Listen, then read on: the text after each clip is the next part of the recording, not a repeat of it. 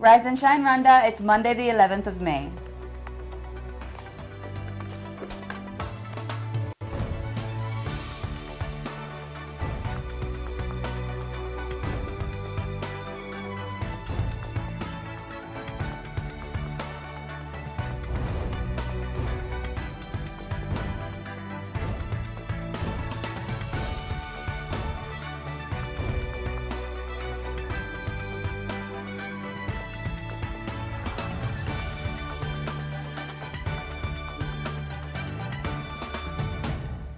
Coming up on today's Rise and Shine Rwanda. Rotarians from all over Africa gather in Kigali, and it's a big celebration to say the least. Can the Patriots end Espoir's dominance? And we'll learn why we need to stay away from sugar in today's Motivation Monday. Good morning, it's just after 7 o'clock in the morning and you're watching Rise and Shine Rwanda with me, Makeda Mahario. And me, Regis Isheja, and over the next hour we'll bring you all the latest news, sports and lifestyle headlines from here in Rwanda and around the world. And the Rise and Shine team are here in the studio with us. Arnold, what do you have in the world of sports? It's an action-packed sports weekend. The latest from the La Liga. I know you want to talk. Yeah, bad news for me. Bad news for me, yes. Yeah, La Liga, rugby, local championships, and local basketball. Okay, all right. Fidelis, what do you have? Well, have? in business, we have the Egyptian Expo just ended just yesterday, and good things came out of it from coming from trade deals that are going to be signed between Rwanda and Egypt. Really good stuff. Okay. Yeah. All right. Well, looking forward to all that and more still to come. But first, Rise and Shine story of the day. About 400 members of the Rotary International Club, their spouses, and many other sympathizers came to Kigali this past week for the 33rd annual conference of the Rotary District 9150, a way to exchange about the movement, its ideology, but also to mingle and find out about what Rotary Rwanda has been up to. But mostly it was a spectacular celebration. Take a look.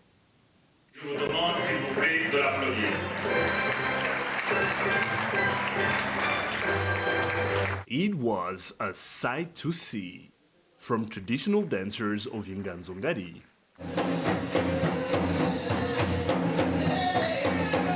to a display of flags that got the room amped, it was a celebration. Rotarians from 10 African countries were in Kigali this past week to celebrate a Rotary International District 9150's achievements. Burundi, Cameroon, Chad, Congo-Brazzaville, the Democratic Republic of Congo, Gabon, the Equatorial Guinea, the Central African Republic, São Tomé and Príncipe, and host Rwanda. They were all represented here to reflect on what they have been able to accomplish at a district level, but also to look forward to greater things to come. Je suis très heureuse d'être là à Kigali et je trouve en fait que c'est une très grande expérience pour tout Rotarien d'être en communion avec les autres amis et puis de discuter des problèmes du Rotary, de la manière d'améliorer les buts et les objectifs que nous fixons. J'ai joint le Rotary naturellement en fait parce que c'est un besoin naturel que tout humain a de voir quand tu vois les autres en face de toi dans la souffrance, tu as besoin de servir. Et au niveau de Pointe-Noire, là où j'habite, je ne savais pas comment le faire personnellement parce que des fois ça demande des moyens énormes. Et c'est quelque chose qui a beaucoup d'importance et qui a beaucoup de valeur pour moi. The movement was created in 1905 by American attorney Paul Percy Harris and has about 35,000 clubs and over 1.2 million members worldwide. Now, what does it mean to be a Rotarian and what's the purpose of the organization? Être rotarien, je pense que c'est un plus. Ça permet à tout un chacun de développer son côté humain, de servir pour autrui et d'être beaucoup plus altruiste et participer d'une certaine manière à la paix dans le monde. C'est un club service et la base du Rotary, c'est de servir, aider sa communauté, la fraternité, l'entente cordiale. C'est ma première fois de venir à une convention de district du Rotary international Et cette chaleur, en fait, cette amitié que tu peux ressentir des gens qui viennent de différents horizons, différents milieux sociaux, qui s'appellent des amis, qui se font confiance directement. Comment dire, c'est beaucoup, quoi. It was mainly a way to communicate about each one's experiences and find a common ground. It was as colorful as it gets.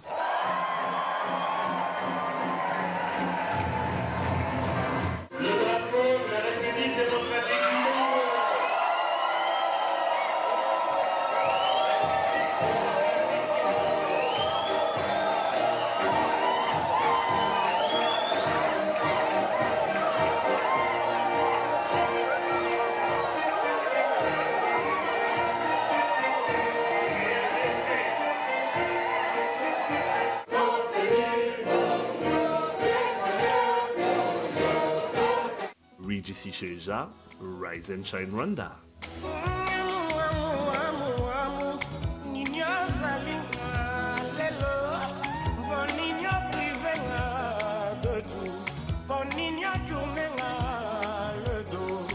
And joining us in studio now is Jean Runouya, Governor of Rotary International District 9150. Merci d'être là, Monsieur Runouya. Bon matin. Alors, le principe même, l'idée même, la philosophie derrière Rotary, c'est quoi exactement? La philosophie derrière le Rotary, c'est une association de personnes, de professionnels dans tous les domaines et qui partagent l'idéal de servir. Et ceci sans distinction de nationalité, sans distinction de différences culturelles, sans distinction de race, sans distinction de croyances religieuses. Alors nous nous réunissons pour pouvoir partager l'idéal de servir. Et nous nous réunissons autour de la camaraderie, autour de services envers nos communautés, autour de l'internationalité du Rotary. Et voilà. Et alors, autour de l'éthique professionnelle. D'accord. Alors en faisant mes petites recherches, j'ai appris que le Rotary International a été créé en 1905 par un Américain, un avocat. Oui. Et petit à petit, c'est devenu quelque chose qui a pris du volume, qui s'est étendu sur toute la planète. Moi, je me rappelle, quand j'étais jeune, je voyais les plus âgés, nos parents, nos grands frères, intégrer le Rotary. Quelle est la différence entre le Rotary et le Lions Club, par exemple, et d'autres groupes? Ce sont des clubs-services. Ils travaillent pour la communauté, mais chaque club-service a son règlement, a sa vision, a sa façon de voir les choses. Ils se réunissent aussi autour de l'amitié, donc il y a beaucoup de ressemblances. Mais le Rotary est l'un des plus anciens et je dirais même le plus costaud dans le monde. Il a 1 200 000 membres dans le monde entier. Il est dans 200 pays et il est réuni 1 200 000 personnes réparties dans 34 000 clubs dans le monde. Donc voilà la toute petite différence, mais sinon l'esprit est presque le même. Alors, ce qui s'est passé à Kigali la semaine passée, jeudi, samedi, donc il y a eu une marche, il y a eu la convention comme telle au Serena.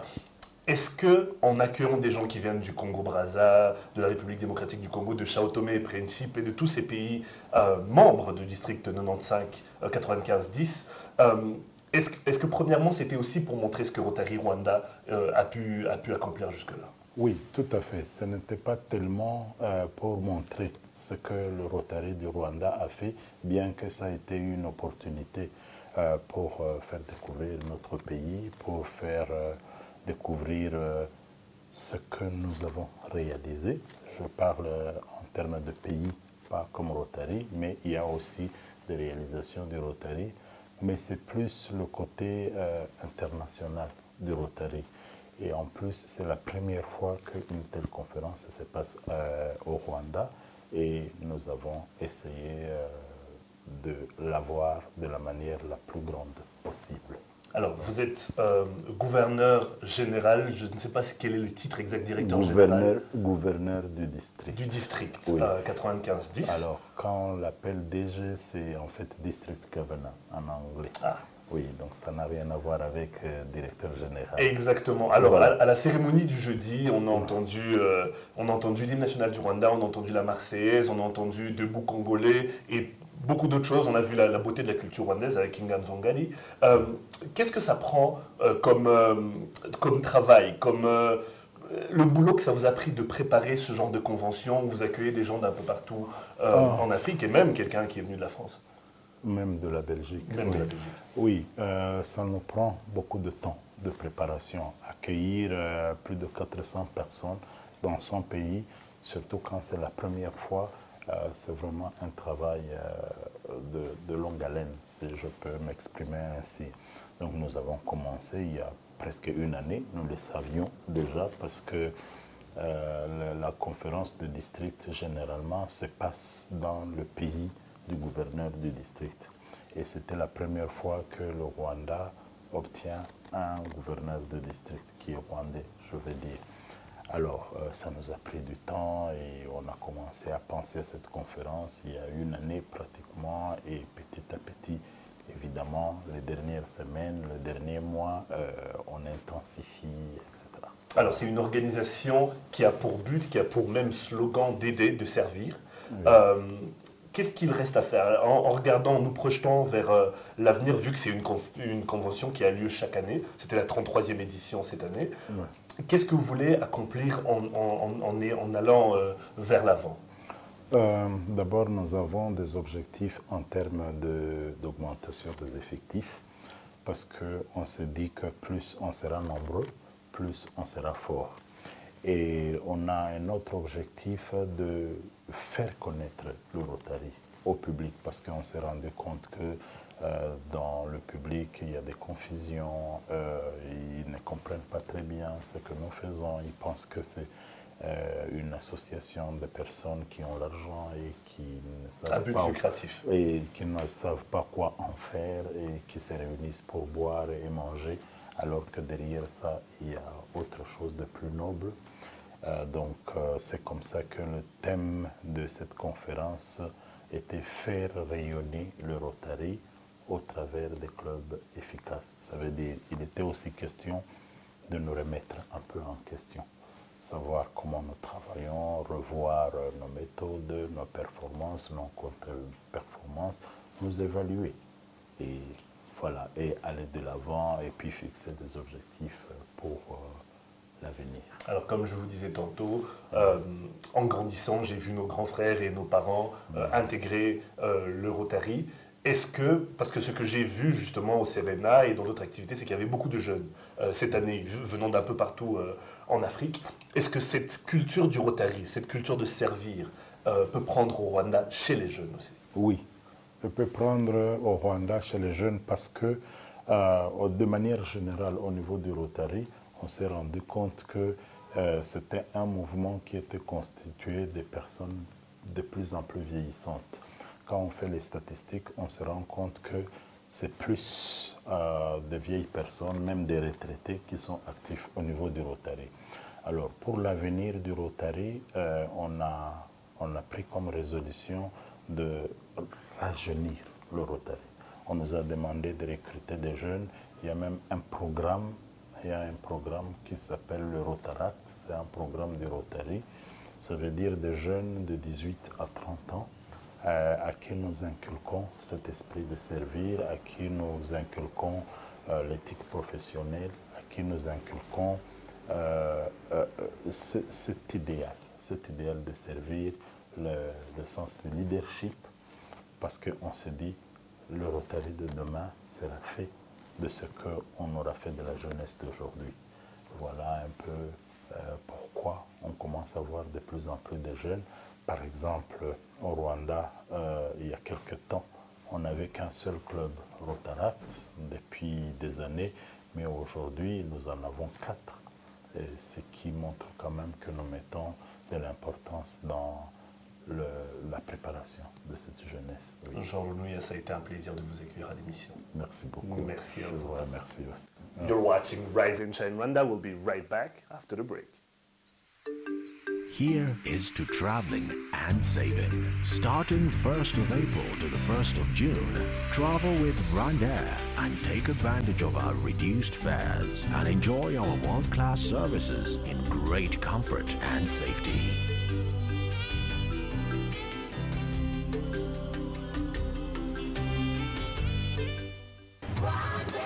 Fly our dream to the heart of Africa.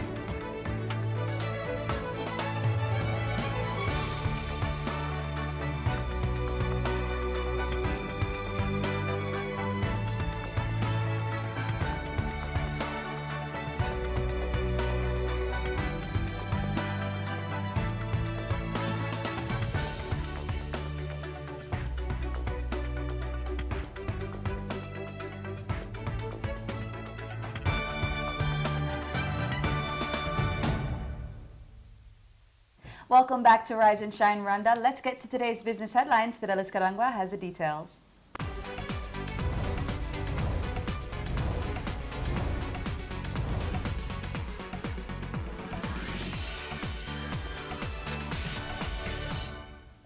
Business stories making headlines today. More than 270 painters and paint dealers acquired entrepreneurial skills last week to enhance professionalism in the country's painting industry. The training conducted by Satellite Paints Rwanda is done every 2 months to foster professionalism in the industry, where painters are trained on various market products, pricing, and standards that govern the sector. It is also aimed at making the painting industry more competitive by equipping all stakeholders with the knowledge and skills on latest innovations and technologies about the industry to help them contribute to the economic development of Rwanda. Rwanda's exports to Egypt will soon increase as the two countries move to renew efforts and commitments to boost trade relations. This follows a meeting between representatives of the two countries where they discussed ways to strengthen and foster trade relationships and investment between Rwanda and Egypt.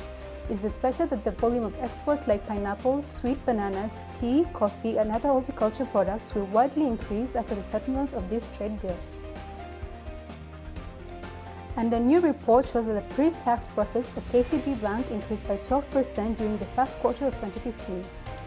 According to the statement from the bank, KCB in 2015 got net profits of 44 billion Rwandan francs from its interest income, fees, and commissions from the bank's new business lines. Officials from the bank say that the increase in earnings can be attributed to continued focus on business to drive up non-funded income. So tell me, what do you have for the rest of the week? Well, it's a fun week. I did something on cars last week. I'm hoping to do one this week too, so I don't want to give up too much. But also, you know, I'm pushing for this whole cashless economy thing. You know, I really want people to understand how it works. So I'll have a report on that too. So look out for that one. Always with information. Perfect. Well, we're up to date today's business headlines. Post news coming up next in just a minute on Quiz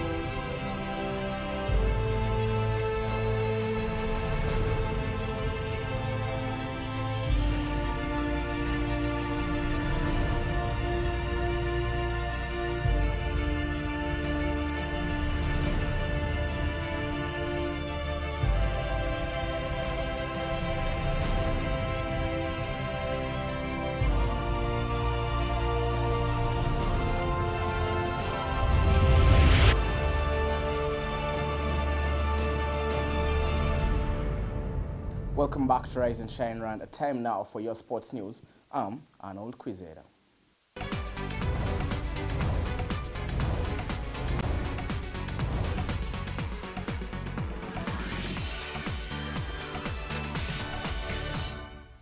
AMS is the official kit supplier of the Rwanda Football Federation, FERAFA, following a new partnership that will see the national football team benefit from the 6-month deal till the end of the year. The Australian firm, which launched in January 2014, is the official supplier for Sierra Leone and South Sudan national football teams. The agreement is set to bind for 6 months, ending December 2015. The official designs will be released in early June as Amavubi prepare for a friendly against South Africa and the Africa Cup of Nations qualifiers that will commence. With 2 games and a total of 6 points to play for in the Spanish La Liga, Barcelona are 1 win away from another title after winning over the weekend and their closest rivals Real Madrid faltering against Valencia. Madrid, who started the day 2 points behind their arch-rivals, were stunned by 2 goals in the space of 7 minutes by Champions League chasing Valencia. Paco Alcacer and Javi Fuego both netted, and Madrid had it all to do after just 26 minutes. Cristiano Ronaldo then spurned the chance to bring the home side back into the game as his penalty kick in the first half stoppage time was kept out by goalkeeper Diego Alves. Esporo Basketball Club have dominated Rwandan basketball for the better part of the past few years, but this is set to change with the emergence of clubs such as Patriots Basketball Club. Will they last the distance? Can they get any better? Can they mount a serious title challenge? Well, those are some of the questions being asked after Patriots Basketball Club put on a commanding performance against IPRC South over the weekend. This year's National Basketball League returned over the weekend with debutants Patriots Basketball Club taking on IPRC South. IPRC South had earlier won the corresponding fixture, but all seemed lost as they faced a better organized side. Having to play back-to-back games, the new youthful outfit had the luxury of resting a number of their starting players for the fixture. The IPRC coach attributed his side's loss to inexperience, but also praised the depth of his opponents. impamvu igaragara mvuga tutsinzwe duhuye n'ikipe ikomeye, ikipe nziza yubatse neza ku myanya yari yose, bafite na squad ndende, kuvuga iyo havagamo umukinnyi hajyagamo n'undi umurusha, dukiniye n'ikipe nziza, normalo iyo ukiniye n'ikipe nziza ushobora gutsinda. His Patriots counterpart sent out a warning to his rivals, though setting his sights on the playoffs. Twayizeho yadutsinze Butare, tureba icyatumye dutsinda, tuza twayiteguye ko ikinisha cyane umukinnyi umwe, igakisha n'umupivo. Twari twabibonye umupivo agenda akamukora ekra akatamupasa, twayimenye turabikasa ku buryo ubu ngubu ntibyashoboye gukunda, dushobora kubatsinda. The 2015 season has easily been the most competitive in a long time, and neutral fans will hope the likes of Patriots can halt Esporo's dominance. Arnold Quizera, Rise and Shine, Rwanda.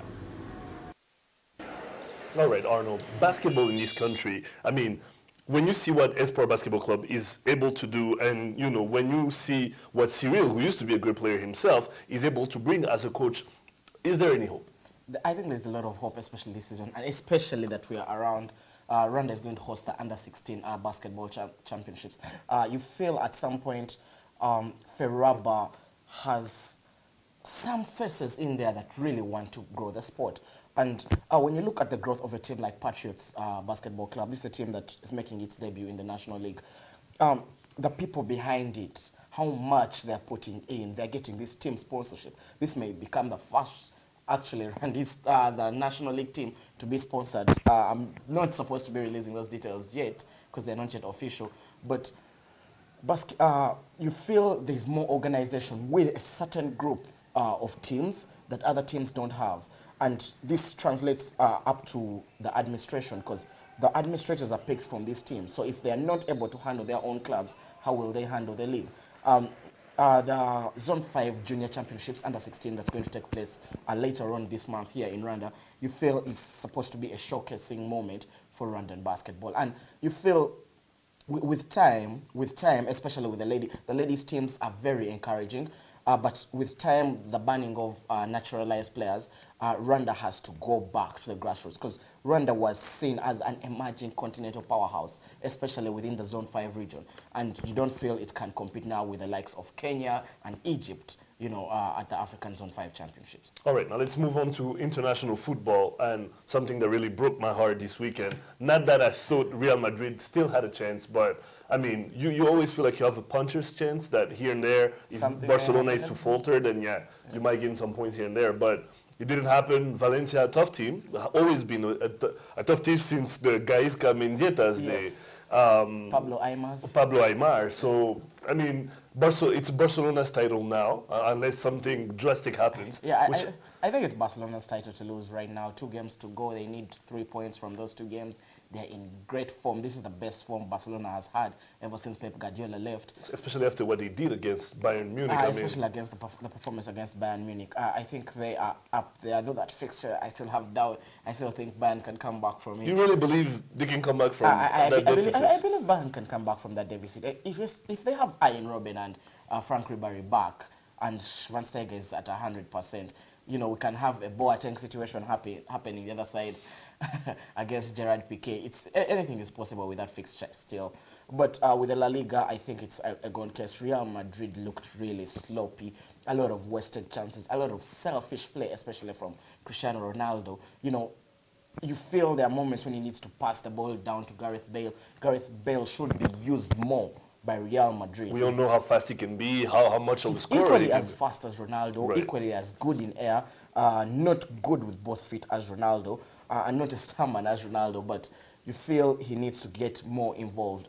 James Rodriguez is playing beautiful football, Isco is playing beautiful football, but Real Madrid, they look like every time Ronaldo is marked out of games, they don't have A solution, a right, goal a scoring plan B. threat. Karim Benzema didn't look like he was there.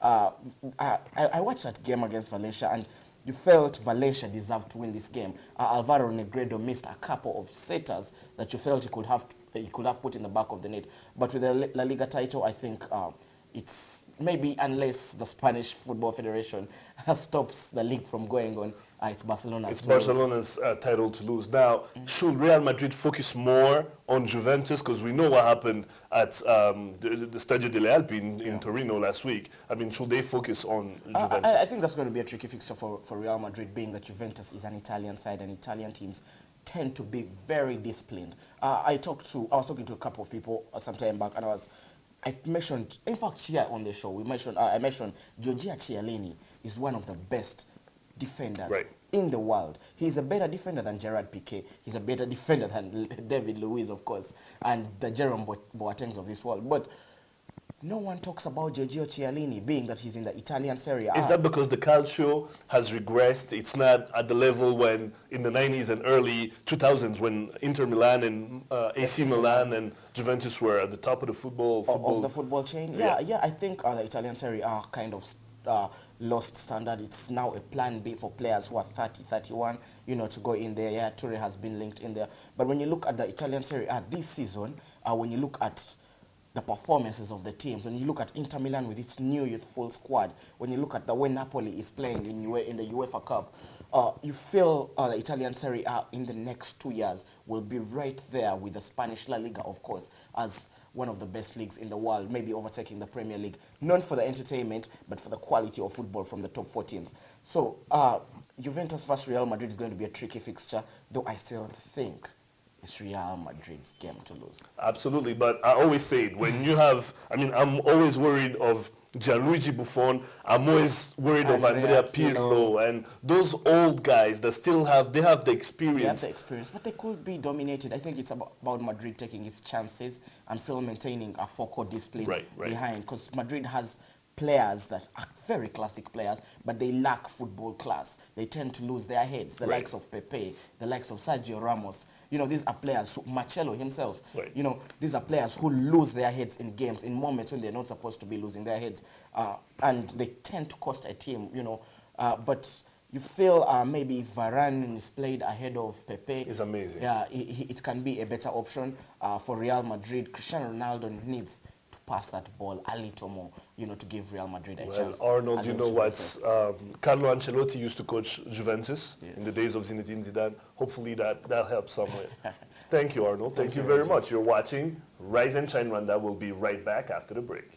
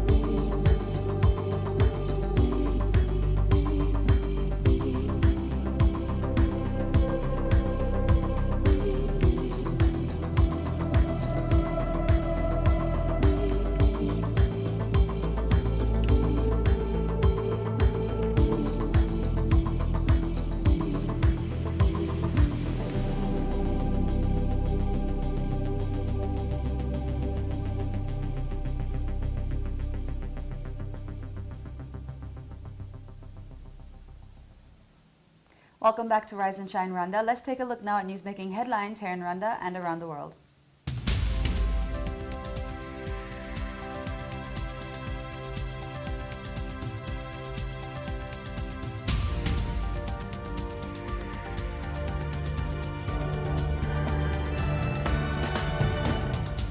His Excellency President Paul Kagame spoke out on the situation in Burundi while at the 45th St. Gallen Symposium in Switzerland.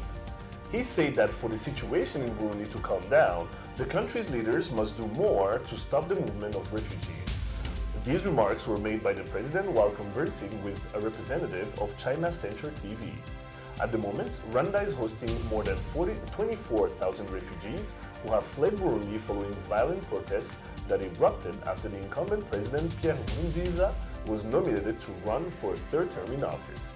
The president went on to point out that the bigger issue that has led to the crisis is not only about the presidential terms, but rather what the leader has delivered for his people. The elections are scheduled for June 26. Technical experts from around the region have come up with a list of recommendations which could enhance trade and transport along the northern corridor. The list was the result of a 5-day meeting in Kigali last week with technical reps from Rwanda, Uganda, Kenya, Burundi, and the Democratic Republic of Congo, as well as South Sudan. Among the recommendations is the call on the 6 member states to, quote, implement high-speed way-in-motion way bridges to minimize delays at weighbridge stations, end quote, which would increase efficiency. Rwanda has already begun the process of acquiring such way-in-motion weighbridges. Graduates from the Institut Supérieur Pédagogique de Gitwe, Faculty of Biomedical Sciences, have accused the institution of not training them to the standards expected by the labor market. The graduates say that they were not trained to the required standards necessary to get accreditation from the Rwanda Allied Health Professional Council, which they need to practice as labor technicians, as lab technicians. As a result, much to the graduates' distress, both the Ministry of Education and the Ministry of Health have recommended that the graduates return to the university to study the additional courses they had missed in order to qualify for the accreditation. The students demand that at least they have their additional school fees subsided, and the institute has pledged to reduce fees by 40% for those unable to pay or give them temporary jobs to help them to pay the fees.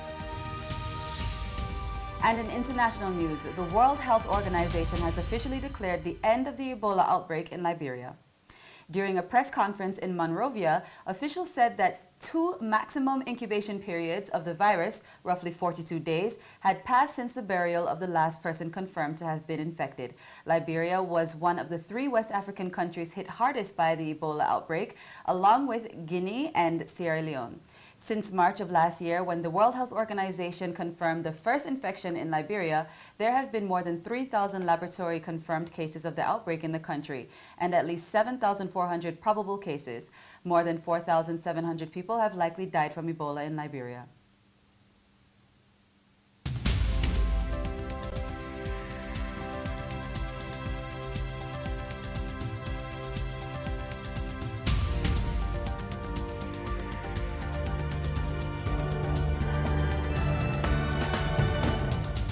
Okay, lots more still to come. We take a look at what's hot right now in our daily debate section. Hot Topics, we'll be right back. Here is to traveling and saving. Starting 1st of April to the 1st of June, travel with Rwanda and take advantage of our reduced fares and enjoy our world-class services in great comfort and safety.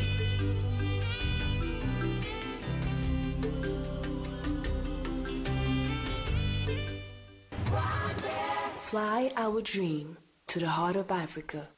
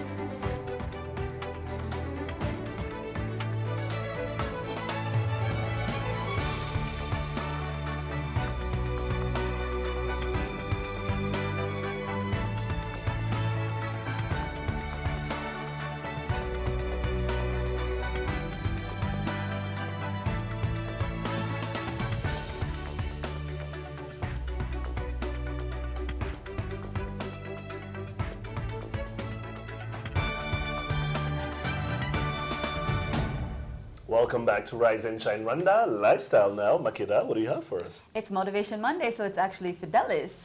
You know it's okay. You should get to it. Yeah, I got used to it. Yeah. I think Well, I have good stuff, so you definitely want to watch out for it. Okay, all right.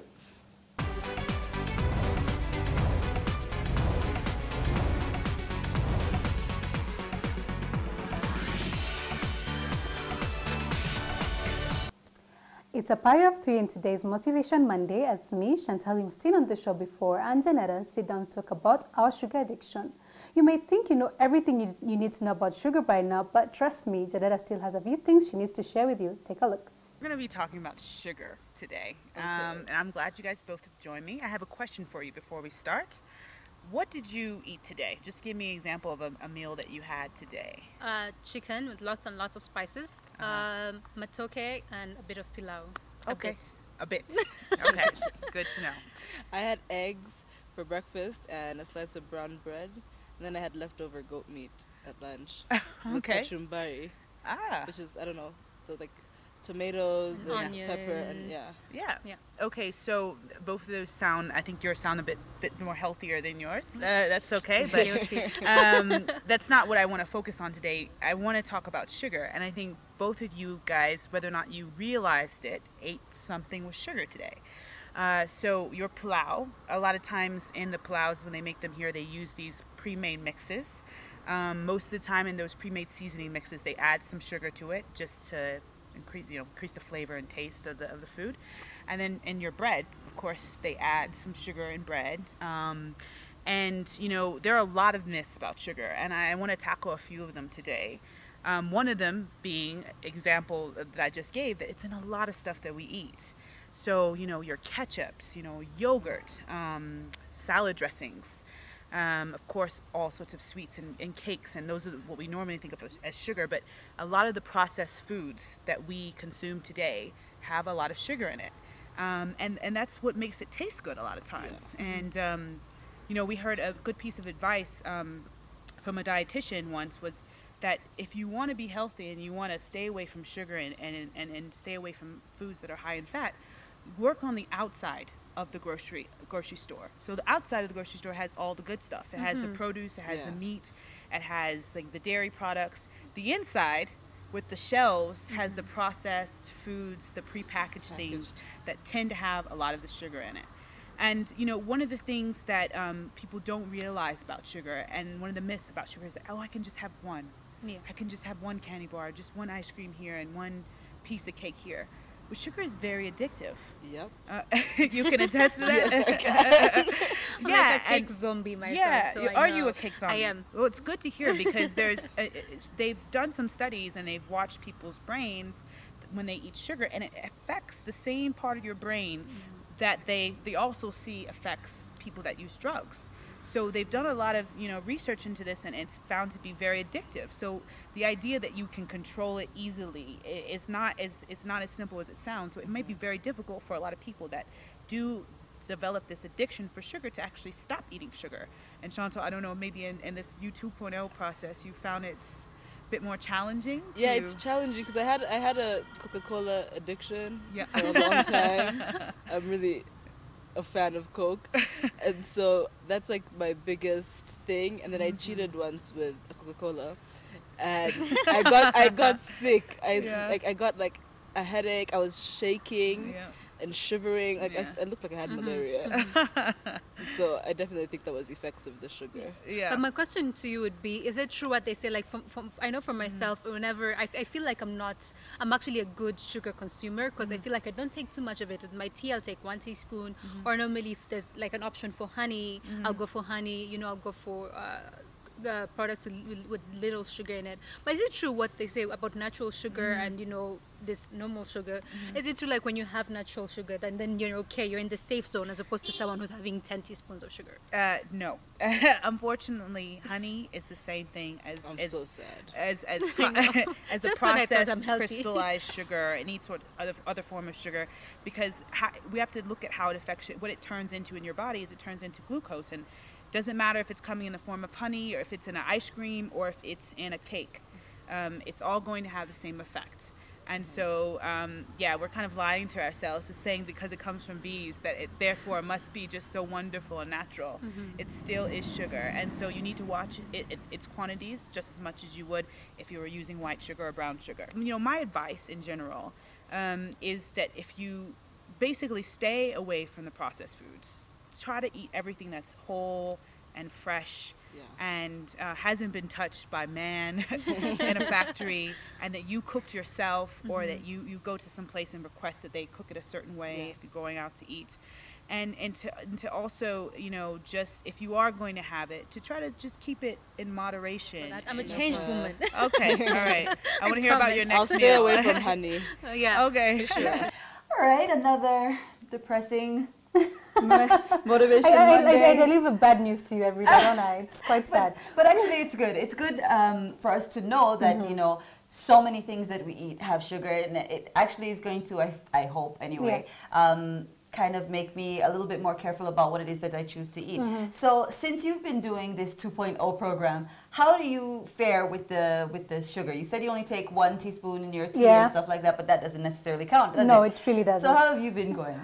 The best way, and what you told me, was to always read the labels of everything, like especially if it's something that's already processed. Let's say if it's juice or something like that, just read the labels, sorry, and try to go for something that has less sugar, because that's the only way, really, because otherwise we have sugar lovers. And also, like she said, try and not use things that are processed. So like fruit, if instead of juice, and I've said this before, you know, just natural sugars, as opposed to, although as you said, it's still as bad, but it's better if you go for the natural ones as opposed to the processed ones. So is there a benchmark? Like, for instance, you know, should we look for however many grams of sugar or whatever it is in a Well, product? I wouldn't know about the grams, but in our program, we've been trying to keep it to like 2 servings of fruits a day. So basically that would be your sugar level for the whole day. So try to keep it that way, and then with the food that you eat, like you said, if you're having a salad, then try and not have the salad dressing on it, because honestly that's just extra sugar. Or if you are going to have fries for the people who are not on a diet, then just do without the ketchup, you know, things like that. Just try and fries without ketchup? Yeah, get rid of all these small things that actually have lots of sugar, and you know, slowly you'll reduce the amount of sugar that you take. So what would you say to anyone who's out there and they're thinking, I can't do this, I love sugar, like what I'm thinking right now? Yeah, it's hard, but you need to do it. And also, the other thing that she mentioned that we couldn't have in the video was, even with parents that have kids, normally people prepare breakfast and have cereal and then have juice and have all these things. They get you on a sugar high. That's why you might be really excited the first 2 hours of the morning, and then after that, you just suddenly really low. You just crash. So try and, you know, have healthier options in the morning as well to maintain your sugar level at an equal, you know, level. This way you're good all day, not just at some point and then you crash. And also it helps with concentration apparently, because when you have too much sugar, then you're too hyped, and you know, even if you're in class, you might not concentrate as well as if you had like a normal amount of sugar in your system. So it's really important that you. Well, if you're watching right now, put the sugar down as little as possible. Try and take that right. Well, thank you so much, of course, once again, for motivating us this Monday. And no sugar, Makeda. I'll be watching you. No sugar for me. And don't go anywhere, because we have hot topics coming up next.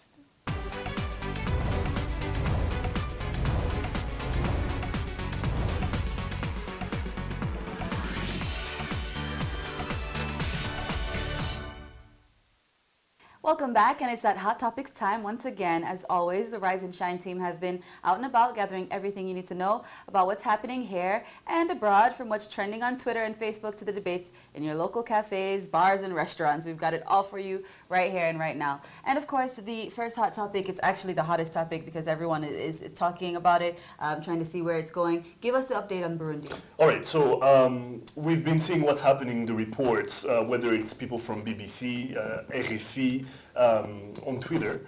But now, the thing that's happening is, ever since the Constitutional Court gave Pierre Nkurunziza the right to run for a 3rd term, you know, the streets went back in the streets, and it's gotten worse and worse. We've seen a lot of death, a lot of graphic images too on Twitter, on social media in general.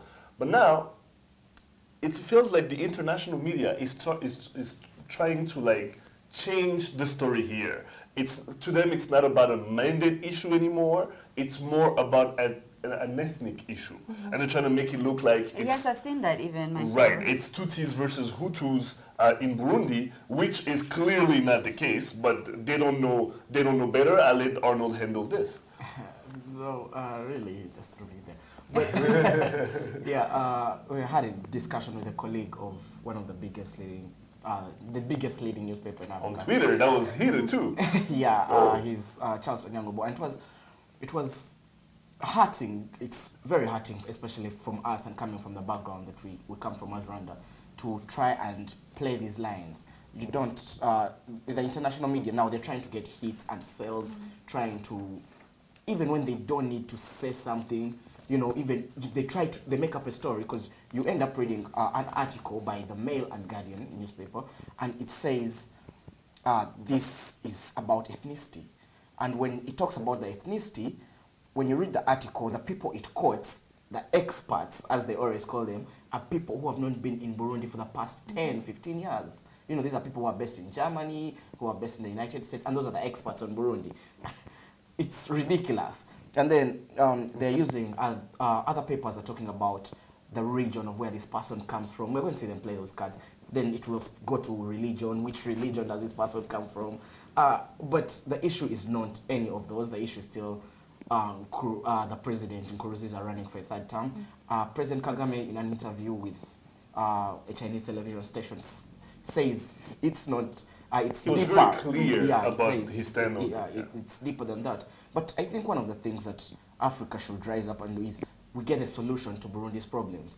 If Burundi can't have its own solutions, right now this situation is in dire need, because it can easily spill over to Rwanda, to Tanzania, you know, the DRC, Democratic Republic of Congo, and can, you know, it can be a forefront for rebel groups again to start, because there were rumors that the Interahamwe militia FDLR had crossed Burundi, and they were using Imbonerakure as a disguise. But here's the thing I want to ask Makeda and Fidelis. When you see and read what the president said about the fact that, yes, there's a lot of refugees, yes, we've been doing all we can to contain the problem, but there shouldn't be any refugees to begin with. That's where the issue is. What do you think we can do? What can we do about this? Should the East African community intervene in some type of way? Well, for starters, I think let's first focus on this media issue, because, I mean, Rwanda has gone through this as well. People just assume and create stories that are not the right thing, and that's why it's important that we, the people of Rwanda, who understand exactly what's going on in Burundi, and even the people in Burundi, say what's happening and shed light on the real thing that's actually happening. That's one way to solve this. And two, yeah, I agree. We can't just always sit and wait for solutions from, you know, let's, for example, other international organizations come help us. We have to find solutions for our own problems, because like in Rwanda, like I say, we are the ones who are being directly affected by this, because we're next to Burundi, we have refugees coming over, we have to deal with this problem. So yeah, we should find solutions to our own problems. Makeda, the president said at some point, he said, when your own population, it's not about a third term, when your own population is telling you we don't want you anymore, especially since what you've been doing while you were in power didn't benefit us. We didn't see any benefits from that. So if they're telling you that, that should tell you something. Yeah, no, and of course I agree. You're there to serve the people, and if the people no longer want you there, you have no space in that area anymore. No right to say I'm still here. You have no right to do that. It's something, especially if you are a democratic society where people have voted you in to do a job. There are term limits, yes, but there's also the fact that you know who you're serving, and if you're not wanted there anymore, of course you should no longer be there. But I'm not an expert on this situation, to be honest. I don't know what's happening. All I do know is that, you know, there shouldn't be refugees here, sure, but they are here now, and what we need to be doing is taking care of them as well as possible and hoping for the best for if we can find some humor in it, if we can. The president, Nkurunziza, in his intervention last week, he said, they asked him about a third term. He's like, I understand they don't want me to run for a third term. I promise I won't run for a fourth term. Wow. That's what he said. Well, that's crazy to me, but there's no more time for hot topics, but I do want to say yesterday was Mother's Day. Yes. So, you know, hi to all the moms out there, especially my mommy. Hi, Mom. A huge fan of the show. Big fan of the show. Yeah. Did you guys do anything special for Mother's Day quickly before we wrap up? Well, I'm very lucky. My mom is in town. Haven't seen her in 2 years. Wow. So she jetted in the week of Mother's Day, the week prior to Mother's Day. So I'm very lucky. I got to spend a lot of time with her. We've been having dates and stuff. It's amazing. Oh, that's nice. Well, I have a long-term plan. It's not just something supposed to be for one day. Hey, so yeah, I'm a surprise kind of person. So I have it's a long-term thing. So I can't just say it's a one-day thing. Arnold, I know you're a grandma's boy. I'm a grandma's boy. No, I did what everyone does, call her up.